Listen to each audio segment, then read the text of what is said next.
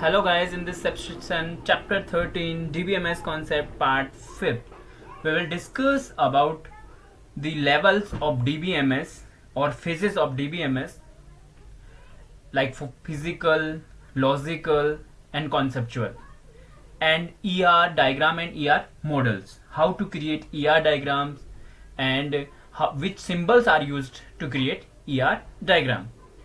So let's continue with the phases of DBMS. Designing a DBMS application for any enterprise should follow some phases.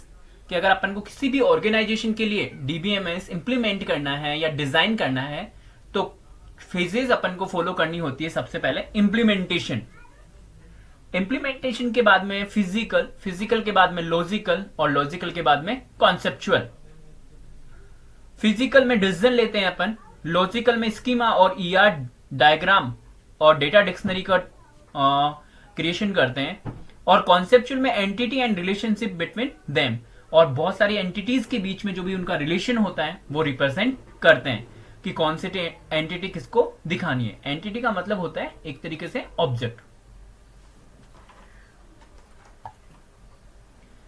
Requirement analysis. In this phase data needs of an organisation is identified. Requirement analysis का मतलब अपन को क्या क्या requirement है किसी भी organisation का data DBMS बनाने के लिए या डेटाबेस बनाने के लिए. Conceptual phase. The conceptual phase let us know the entities and the relation between them. और कॉन्सेप्चुअल फेज में क्या करते हैं अपन, एंटिटीज के बीच में रिलेशन को आइडेंटिफाई करते हैं. It describe the conceptual schema. The entity and relation are defined here. Logical phase. Logical data model provide details about the data to the physical phase. The physical process gives ER diagram, data dictionary, schema, etc. Logical data model में क्या होता है अपने, जो अपना physical है, physical phase का क्या सेंस है यहाँ पे, लाइक स्टोरेज. लाइक अपने डेटाबेस को स्टोर करने के लिए कितनी साइज मेमोरी की रिक्वायरमेंट होगी, जिसे अपन बोलते हैं जनरली हार्ड डिस्क बोल सकते हैं. The physical process give the ER diagram, data dictionary और स्कीमा. स्कीमा मीन्स टेबल का स्ट्रक्चर, डिक्शनरी मीन्स उनकी रिलेशनशिप, डेटा इंफॉर्मेशन है, ईआर डायग्राम ग्राफिकल रिप्रेजेंटेशन उनका. That act as a source for the physical design process. Logical क्या करता है, source की तरह काम करता है फिजिकल के लिए. Physical phase. The physical database design allow the designer to decide on how the database will be implemented. और जो फिजिकल फेज है डेटाबेस की, वो क्या करती है, उसके अंदर अपन क्या करते हैं कि कितना डेटाबेस और कितनी साइज का डेटाबेस होगा और उसको कैसे इंप्लीमेंट करेंगे. नेक्स्ट है ईआर मॉडल्स. ER का मतलब होता है entity relationship model. Is a popular conceptual data model. The model describe data to be stored and the constraint over the data. ER model के अंदर की डेटा कैसे स्टोर होगा, क्या कंस्ट्रेंट्स होंगे. कंस्ट्रेंट्स का मतलब क्या होता है, रूल और regulations. ER model view the real world as a collection of entities. जो ER मॉडल है वो क्या होता है, व्यू होता है रियल वर्ल्ड के लिए, collection of entities means ER model के अंदर क्या क्या होती है, एंटिटीज होती है, उनके एट्रीब्यूट्स होते हैं और उनके बीच में जो रिलेशनशिप होती है वो होती है. एंटिटीज को हम रेक्टेंगल से रिप्रेजेंट करते हैं, रिलेशनशिप को डायमंड से, और एट्रीब्यूट्स को इलिप्स से रिप्रेजेंट करते हैं. An entity is A object. और एक एंटिटी क्या होती है, एक ऑब्जेक्ट होता है in real world that can be differentiable from other object. और हर एक ऑब्जेक्ट को दूसरे ऑब्जेक्ट से अपन डिफरेंशिएट कर सकते हैं. ER diagram. ईआर मॉडल समझ में आया. लाइक ईआर मॉडल में क्या होता है, एंटिटीज होती है, उनका रिलेशनशिप होता है और उनके एट्रीब्यूट्स होते हैं. और ईआर डायग्राम में क्या होता है, एंटिटी रिलेशनशिप डायग्राम में क्या होता है, इसमें ग्राफिकल रिप्रेजेंटेशन होता है किसका, एंटिटीज का. It is basically graphical representation of overall logical structure of database.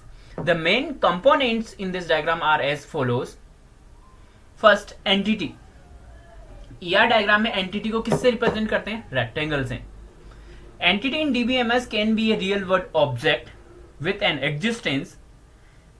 For example, school database, the entity can be teachers, student और courses.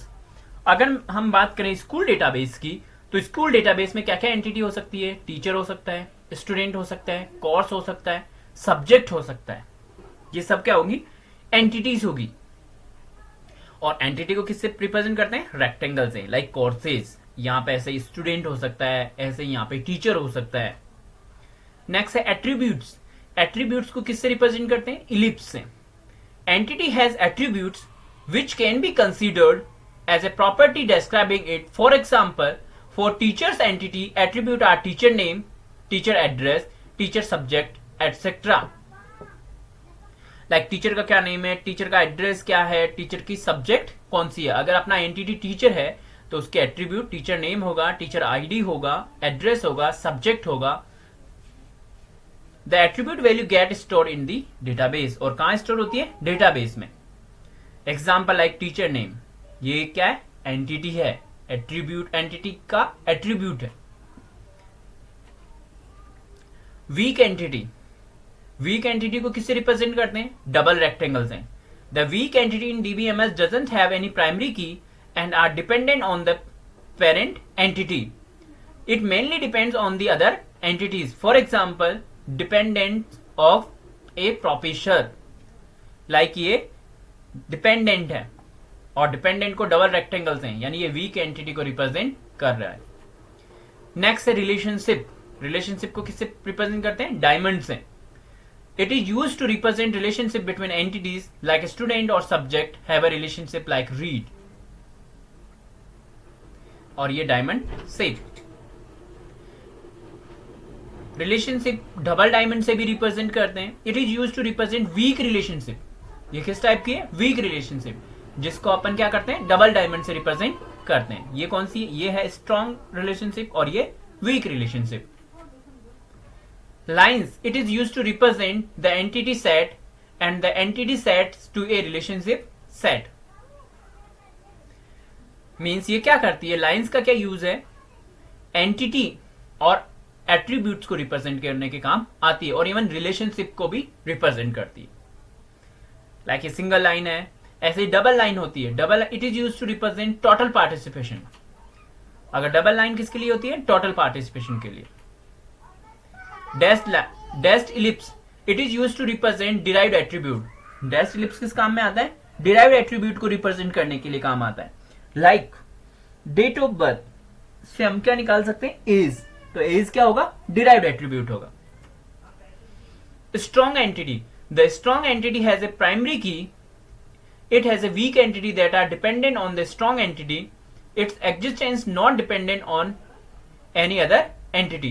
For example, professor is a strong entity. Professor क्या है? एक strong entity है. Primary key.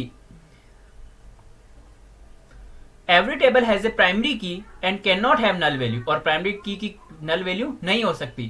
A primary key can be student ID, SSN, account number और etc. और primary की में क्या होता है? इलिप्स तो होता है लेकिन नीचे अंडरलाइन होती है, जिससे अपन आइडेंटिफाई कर सकते हैं कि ये प्राइमरी की है. यानी स्टूडेंट एंटिटी की प्राइमरी की क्या होगी? Student ID. नेक्स्ट है मल्टी वैल्यूड एट्रीब्यूट, जिन्हें मल्टी वैल्यू एट्रीब्यूट को डबल इलिप्स से रिप्रेजेंट करते हैं. लाइक एक स्टूडेंट के एक से अधिक मोबाइल नंबर्स हो सकते हैं. An attribute that have multiple value for a single entity at the time called multi-valued attribute. For example, technical skill of a student can be programming, web development. अगर अपन बात करें किसी स्टूडेंट की तो उसकी टेक्निकल स्किल्स एक से ज्यादा हो सकती है. टेक्निकल स्किल लाइक उसको प्रोग्रामिंग भी आती है, वेब डेवलपमेंट भी आता है, इवन मोबाइल डेवलपमेंट भी आता है, मोबाइल एप्लीकेशन. तो उसकी हो गई multi valued. Like skills, this is non as multi-valued attribute. Composite attribute. If an attribute has two or more other attribute, then it is called composite attribute. For example, student name can be divided as student first name, middle name and student last name. That is known as composite attribute. Like student name के तीन टुकड़े हो सकते हैं, first name, middle name और last name. Like name और name के तीन value, first name, middle name, last name. Next है derived attribute. As the name suggest the derived attribute is an attribute whose value can be calculated from other attribute. Means derived attribute की value दूसरे attribute से अपन क्या कर सकते हैं, calculate कर सकते हैं. For example student age can be derived from date of birth of a student. यानी स्टूडेंट की एज किससे कैलकुलेट कर सकते हैं, डीओबी से, डेट ऑफ बर्थ से और करेंट डेट से. तो एज कौन सा हो गया, derived attribute. ER diagram examples. Here ER diagram of hospital.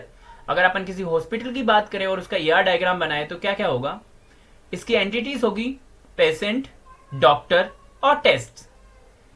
As is derived attribute for patient entity. Name is in the test entity is a primary key. ID is the doctor entity primary key. ID is the patient entity primary की.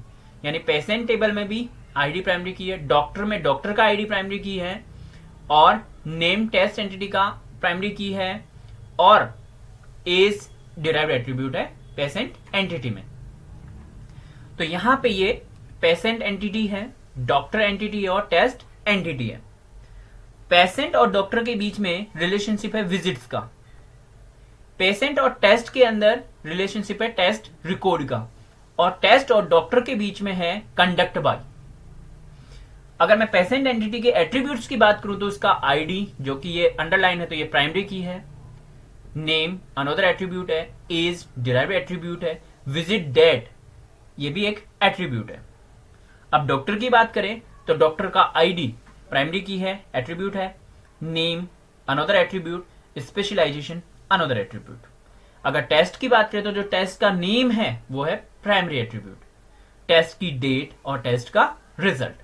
और ये पूरा क्या बन चुका है, एक ER diagram. किसका, हॉस्पिटल का, जिससे हम ईआर डायग्राम के जो भी सिंबल्स है उनको इजीली आइडेंटिफाई कर सकते हैं.